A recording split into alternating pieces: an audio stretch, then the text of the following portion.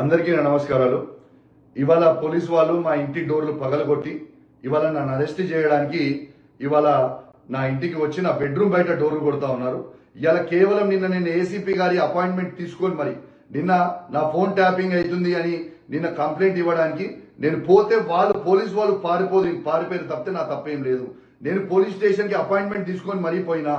నేను అపాయింట్మెంట్ తీసుకొని పోయిన దాన్ని కూడా చేస్తా ఉన్నారు అరెస్టు. వీళ్ళు నేను 6 గ్యారెంటీలు నేను గట్టిగా అడుగుతా ఉన్నాను, ప్రభుత్వాన్ని ప్రశ్నిస్తా ఉన్నాను ఒక ఉద్దేశంతో ఇవాళ నన్ను అరెస్ట్ చేయడానికి వచ్చిరు. నేను తీవ్రంగా ఖండిస్తా ఉన్నాను. కానీ మీరు నన్ను అరెస్ట్ చేసినంత మాత్రాన దీన్ని మిమ్మల్ని ప్రశ్నించకుండా ఉండే ప్రసక్తే లేదు. ఖచ్చితంగా మిమ్మల్ని నిలదీస్తాం, మిమ్మల్ని అడుగుతూనే ఉంటాం. మేము జైలు పంపించినా కూడా మళ్ళీ జైలు నుంచి బయటకు వచ్చినాక కూడా మిమ్మల్ని వదిలిపెట్టే ప్రసక్తే లేదు. తెలంగాణ ప్రజలకి గొంతుగా నేను నిలబడతా.